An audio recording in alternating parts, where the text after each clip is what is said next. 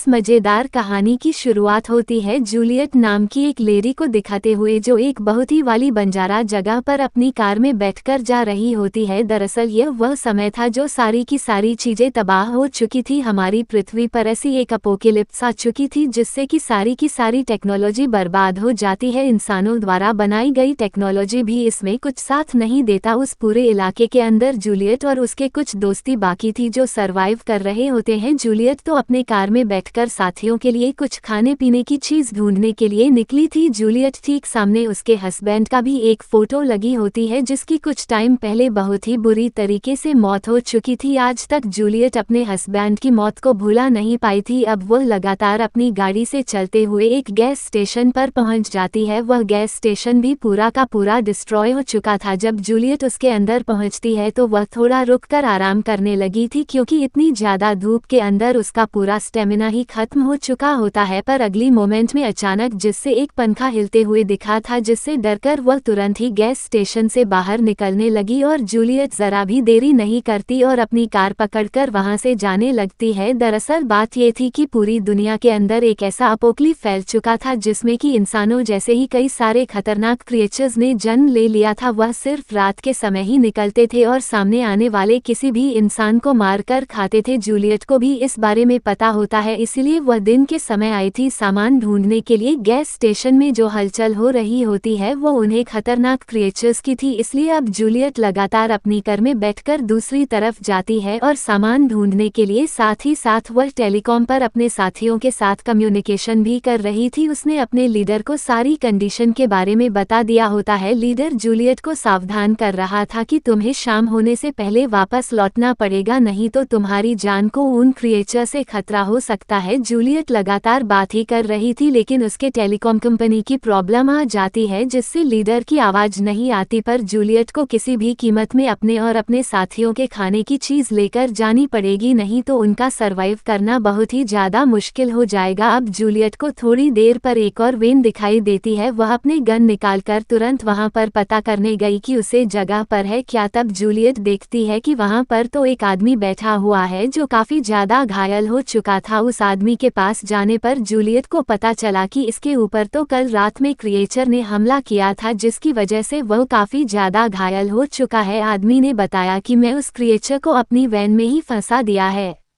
But मुझे इतना दर्द हो रहा है कि तुम मुझे जान से मार दो। जूलियट को अब ना चाहते हुए भी उस आदमी की बात माननी पड़ती है और सबसे पहले वह उसे गोली मारकर वेन के अंदर चली गई थी। क्रिएचर को खत्म करने के लिए जूलियट ने वेन में रखी गई सारी काम की चीज अपने पास रख ली होती है जो उसके और उसके साथियों के काम आ सके। अब यहाँ पर धीरे धीरे शाम होने लगी थी, इसलिए जूलियट जल्द से जल्द अपने घर में बैठी है और अपनी अड़े की तरफ बढ़ने लगती है। उसे इतना तो पता था कि रात होने से पहले उसे किसी भी तरीके से अड़े पर पहुंचना होगा, इसलिए उसने एक छोटा रास्ता अपनाया। वह लगातार इस रास्ते से आगे बढ़ते जा रही थी। घर के अंदर उसने अपने हस्बैंड की फोटो लगाई हुई होती है जिसे क्यों लगातार देख रही थी। पर तभी अचानक उसका ध्यान भटकने के कारण कार का एक्सीडेंट हो गया था और वह तो वहीं पर गिर गई। अब यहाँ हमें थोड़ा सा पास्ट का सीन दिखाया जाता है जब सारी चीज नॉर्मल थी। यह सारी चीज पहले की बात होती है। अब हम यहाँ जूलियट को एक आर्ट गैलरी के अंदर देखते हैं जहाँ पर कई सारे लोग आर्ट देखने आए थे। ये बहुत ही अजीब और यूनिक तरीके के आर्ट्स थे जिनकी कीमत लाखों डॉलर्स में थी, लेकिन जूलियट को तो देखकर ऐसा लग रहा था कि उन्हें इन सारी फोटोज और पिक्चर्स में कोई इंटरेस्ट नहीं है। वह तो सिर्फ यहाँ पर फ्री में मिलने वाले खाने के लिए आई थी। अब जैक नाम का एक आदमी जिसकी वह पूरी गैलरी थी वह जूलियट के पास आकर उसे पूछता है कि आखिर पेंटिंग कौन सी पसंद आई तुम्हें। लेकिन जूलियट का तो साफ कहना था कि मुझे इतनी भी ज्यादा पसंद नहीं आ रही है। कहीं ना कहीं जैक को भी अंदाजा हो गया था कि जूलियट यहाँ पर कोई फोटोज या फिर पिक्चर खरीदनी है देखने नहीं आई है, बल्कि उसे तो यहाँ पर फ्री का खाना चाहिए था। जैक को कहीं ना कहीं जूलियट का बिहेवियर काफी अच्छा लगता है, इसीलिए वह थोड़ी देर उससे मिलकर बातें करने लगा था। वह तो जूलियट को एक फोटो की तरफ लेकर जाता है जो इंसानियत की असली रचना को दिखाई थी, लेकिन जूलियट ने जब फोटो को देखा तब उसे वह ज्यादा कुछ अच्छा नहीं लग रहा था। लेकिन जैक बताता है कि अच्छे बुरे को छोड़ो, तुम उसे पर ध्यान दो कि इस इस पिक्चर को कैसे बनाया गया है, ये बताता है इंसानियत की असली खूबसूरती क्या है और हमें किस पर फोकस करना चाहिए। अब तो जूलिया ने भी यहाँ पर जैक को साफ साफ बता दिया था कि बाहर बारिश हो रही थी और उसे बहुत तेज भूख भी लगी होती है, इसलिए वह यहाँ पर मुफ्त का खाना खाने आ गई। उसे तुम्हारे पिक्चर या फिर कोई भी चीज़ देखने में या फिर खरीदने में कोई इंटरेस्ट नहीं है। जैक तो ये बता देता है कि मुझे तो ये सारी चीज़ पहले से ही पता थी, पर फिर भी जैक जूलिया को ड्रिंक देता है और साथ में वह मजे करते हैं। अब जैक जूलिया से रिक्वेस्ट करता है कि वो उसके घर पर चले, जिससे कि उसके लिए काफ़ी अच्छा डिनर बना कर देगा। जूलिया को भी भूख लगी थी, इसलिए वो उसके साथ घर पर चली जाती है। जूलियट जब घर के अंदर इंटर हुई तो वो पूरी तरीके से शॉक रह गई थी, क्योंकि जैक का घर बहुत ही बड़ा और खूबसूरत था। जैक जूलिया से काफ़ी अच्छी तरीके से बातें कर रहा था, जैसे कि वो उसे पसंद करने लगा हो, लेकिन जूलिया को यहाँ पर अब एक टाइम के बाद शक होने लगता है कि जैक उसे इतनी अच्छी तरीके से बिहेव क्यों कर रहा है। उसे कहीं ना कहीं कुछ गड़बड़ लग रही थी, इसीलिए वह जैक को बिना कुछ कहे अगली मोमेंट में सामान उठाती है और वहां से तुरंत ही निकल जाती है। जूलियट ने जैक को कोई भी रीजन नहीं दिया कि वह क्यों जा रही है। जैक भी उसे बिल्कुल भी नहीं रोकता। अब यहाँ अगले दिन जैक रेस्टोरेंट में होता है, जहाँ पर उसकी नज़र जूलियट पर पड़ी, जो एक बूढ़े बिजनेसमैन के साथ वहाँ पर आई हुई थी। जैक को बहुत ज्यादा जलन हो रही होती है जूलियट को उस आदमी के साथ देखकर। दरअसल जूलियट कुछ पैसे कमाने के लिए इन्हीं बूढ़े बिजनेसमैन के साथ डेट पर जाती थी, जिसके बदले वह सब जूलियट को पैसे प्रोवाइड करते थे। जूलियट तो अब उसे बिजनेसमैन से पैसे लेकर अपने घर की तरफ बढ़ने लगी, पर अब जैक लगातार जूलियट का पीछा करते रहता है। उसके घर तक अपने घर पहुंचने के बाद जैक ने देखा कि मकान मालिक जूलियट को परेशान कर रहा है, क्योंकि उसने अभी तक घर का रेंट नहीं दिया है। जूलियट के पास थोड़े पैसे थे अभी के लिए, इसीलिए उसने अपने मकान मालिक को दे दिए होते हैं, लेकिन वह मकान मालिक से काफी बदतमीजी से बात कर रहा था। जैक भी अब जूलियट के साथ उसके घर में आ जाता है और बता रहा होता है कि मैं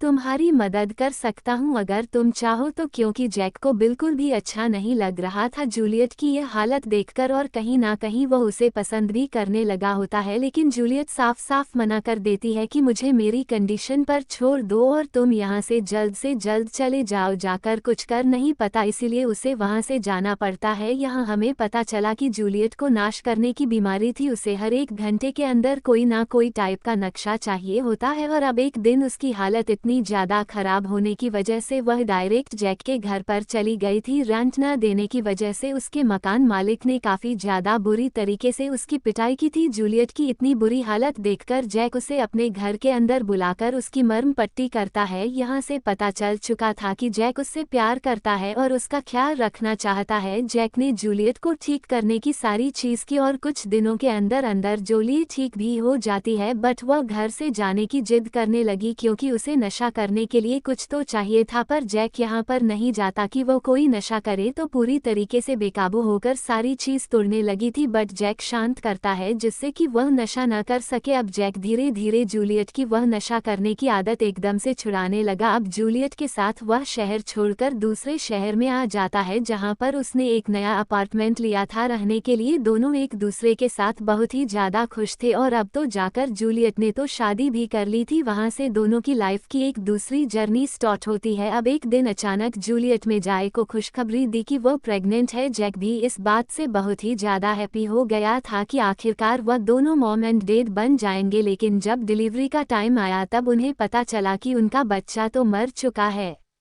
इस बात से जूलियट और जैक को बहुत ही ज्यादा ठेस पहुंची थी। जैक को कहीं ना कहीं अंदाजा था कि उनका बच्चा जूलियट की नशा करने की वजह से ही मारा है, लेकिन वह जूलियट को इस बारे में कुछ नहीं कहता, क्योंकि उसके भी मन को बहुत ज्यादा ठीक पहुंची थी। बट उसे इंस्टेंट की बात तो जूलियट ने और भी ज्यादा नशा करना स्टार्ट कर दिया। वह पूरी रात बाहर रहकर ड्रिंक और नशा करती थी। जैक हर बार उसे पढ़कर लेकर आता और समझता कि तुम नशा करना बंद कर दो। उसी तरीके से एक दिन जैक और जूलियट की इस बात पर बहस हो जाती है कि तुम्हारी वजह से ही मेरा बच्चा मरा है, लेकिन जैक इस बार बहुत गुस्से में बात कर रहा था कि तुम्हारी नशा करने की वजह से ही यह सारी चीज हुई है, और अगर तुम नशा नहीं बंद करोगी तो हमारा रिश्ता भी इसी तरीके से बेकार हो जाएगा। जैक काफी ज्यादा गुस्से में अपनी कार से निकालकर घर पर चला जाता है। वही जूलियट अब एकदम फ्रस्ट्रेशन में बाहर के अंदर चली गई थी, जहाँ एक के ऊपर एक वह ड्रिंक पीती रहती है। उसे कुछ नहीं समझ रहा था आगे चलकर क्या करेगी, बट अब कुछ ही घंटों बाद उसके फ़ोन पर मैसेज आया कि पास वाली केमिकल फैक्ट्री में ब्लास्ट होने के कारण शहर में एक बहुत ही बड़ा धमाका हो चुका है और ये धमाका उनके अपार्टमेंट के पास ही हुआ था। जूलियट बहुत ज़्यादा डर जाती है कि जैक को कुछ ना हुआ हो। जैसे ही वह जैक के मोबाइल पर कॉल लगाती है तभी कोई दूसरा आदमी उसका कॉल उठा रहा था। वह कहता है कि धमाके के अंदर जैक की हालत बहुत ही ज़्यादा खराब हो चुकी है, इसलिए आप जल्द से जल्द आ जाओ। जूलियट बहुत ही ज़्यादा डर गई थी, इसलिए वह जल्द से जल्द अपने हस्बैंड जैक के पास जाती है। भागी भागी जूलियट जल्द से जल्द अस्पताल में पहुंची, जहां पर वह जैक की हालत देखकर बहुत ही ज़्यादा डर जाती है, क्योंकि जैक की हालत धमाके के बहुत ज़्यादा पास होने के कारण एकदम नाजुक हो चुकी थी। अब जाकर जूलियट को रिलायंस होता है कि वो कितनी बड़ी गलती कर रही थी। अगर वह नशा नहीं करती तो उसकी और जैक के बीच में लड़ाई होती ही नहीं, यानी कि एक तरीके से जैक की हालत का जिम्मेदार खुद को मान रही थी। उसके पास जाने पर जैक कुछ बोल तो नहीं पा रहा था, लेकिन एक बोर्ड पर वह आई लव यू लिखना है, जिसे देखकर जूलियट को पता चलता है कि जैक उससे कितना प्यार करता था। उसने उसकी कभी वैल्यू ही नहीं की थी। जूलियट ने अब डिसाइड कर लिया था कि वह आज के बाद अपने आप को बदल देगी, और उसे क्या पता होता है कि अब शायद काफ़ी ज़्यादा देर हो चुकी है। अगले दिन जब जूलियट जैक से मिलने आई थी तब पता चला कि उसका स्टेडा तो खाली है। डॉक्टर ने बताया कि जैक अब मर चुका है और उन्होंने उसकी बॉडी को जला दिया था, क्योंकि उसकी बॉडी पर अजीब तरीके की केमिकल इन्फेक्शन होने लगे होते हैं। जूलियट इस बात से काफ़ी ज़्यादा रोने लगी थी, यानी कि इतनी सारी चीज़ों के बाद वह फिर से अकेली हो जाती है, और अब तो उसके ऊपर जैक की मौत का एक बोझ भी था जो कभी भुला नहीं पाएगी। अब पास्ट का सीन प्रेजेंट में आ जाता है। अब जूलियट की उस बंजारा वाले रेगिस्तान में गिर चुकी थी। उस एक्सीडेंट में तो जूलियट का पैर बुरी तरीके से टूट गया था और वह अपने आप को बाहर ही नहीं निकल पा रही थी। उस जगह पर अब पूरी तरीके से रात हो चुकी थी, यानी कि जूलियट को पता था कि वो खतरनाक क्रिएचर जरूर वापस आएंगे उसे खाने के लिए। जो लेट में जब अपनी गन को देखा तब वह तो गाड़ी से बाहर गिरा हुआ था। वह उसे किसी भी तरीके से पाना चाहती थी जिससे कि वह अपनी प्रोटेक्शन कर सके, लेकिन पैर में चोट लगी होने के कारण वह एकदम से नाकामयाब होती है। अब जूलियट की बहुत ज़्यादा कोशिश करने के बाद एटलीस्ट उसका पैर तो बाहर निकलता है, लेकिन उसे खतरनाक एक्सीडेंट के कारण जूलियट का पैर टूटकर उसकी हड्डी बाहर की तरफ निकला हुआ होता है, यानी कि एक पैर से बिल्कुल भी चल नहीं सकती थी। जूलियट कैसे भी अपनी चोट पर अल्कोहल डालती है और उसे अपने हाथ से हड्डी को अंदर घुसाने लगती है। उसने किसी भी तरीके से पैर के चारों तरफ रस्सी बांधी थी और उसे सपोर्ट के लिए लगा दिया था, जिससे कि वह एक पैर पर चल सके। जूलियट को किसी भी हालत में इस जगह से बचकर निकलना होगा, नहीं तो वह खतरनाक क्रिएचर उसे जिंदा ही निकल जाएंगे। जूलियट अब कम्युनिकेशन डिवाइस की मदद से अपने साथियों और लीडर को कांटेक्ट करने की कोशिश कर रही थी। जूलियट लगातार अपने बेस पर कम्युनिकेट करने की कोशिश कर रही थी, लेकिन उसका जवाब कोई देता ही नहीं। अब यहाँ उसने किसी भी तरीके से बाहर निकालकर उसे गन को अपने पास रख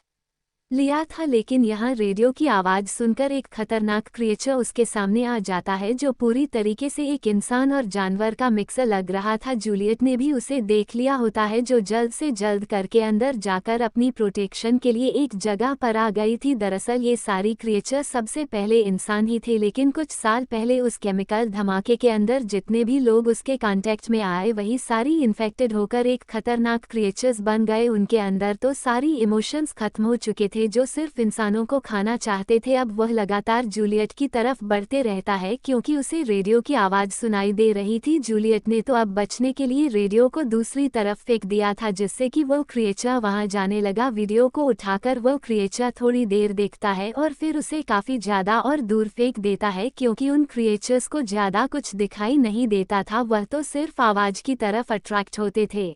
अब वो क्रिएचर कोई आवाज़ न होने के कारण कार से दूर जाने लगा। जूलियट को किसी भी तरीके से वो कम्युनिकेशन डिवाइस ढूंढनी थी, इसलिए वह एक चमकने वाली स्टिक को लेकर चारों तरफ फेंकने लगी, जिससे कि वह आसानी से ढूंढ सके। जैसे वह थोड़ा सा कार से बाहर निकाल कर रेडियो को ढूंढ रही होती है, तभी उस खतरनाक क्रिएचर ने जूलियट को देख लिया था, जो अब लगातार उसका पीछा करते हुए कार के पीछे आ जाता है। जूलियट रेडियो को पढ़कर अपनी जान बचाकर करके अंदर चली गई थी। उसने अपने हाथ हाथ में गन ली और सामने की तरफ पॉइंट कर दिया है कि जब वो क्रिएचर आएगा तब उसे फायर करेगी, लेकिन हमें पता चला कि वो क्रिएचर तो पीछे मौजूद है, जिसने कि दरवाजा खुला और जूलियट को बाहर खींचने लगा। लेकिन इस बार जूलियट बिल्कुल भी चुकती नहीं, उसने अपनी गन की मदद से क्रिएचर की बॉडी पर काफी सारे वार किए। ज्यादा डैमेज होने के कारण वह थोड़ा सा दूर हट जाता है। तभी अचानक जूलियट की कम्युनिकेशन डिवाइस पर उसकी बेस के लोगों से बातें होती हैं, जिससे कि हम कुछ ही घंटे के अंदर तुम्हें ट्रैक। जूलियट अपने दोस्तों द्वारा बताई गई वही सारी चीज करके ट्रैकिंग डिवाइस ऑन कर देती है, लेकिन अब थोड़ी देर में ही उसे खतरनाक क्रिएचर में गाड़ी के पीछे वाले शीशे को तोड़ दिया था, जिससे कि अब वह लगातार करके अंदर घुसने की तैयारी कर रहा होता है। तभी जूलियट ने अपनी कार की हेडलाइट को ऑन कर दिया था, जिससे क्रिएचर की बॉडी पर पड़ती है और वो एकदम तड़प कर वहां से भागने लगता है, क्योंकि क्रिएचर को ज्यादा रोशनी बिल्कुल के बर्दाश्त नहीं होती थी।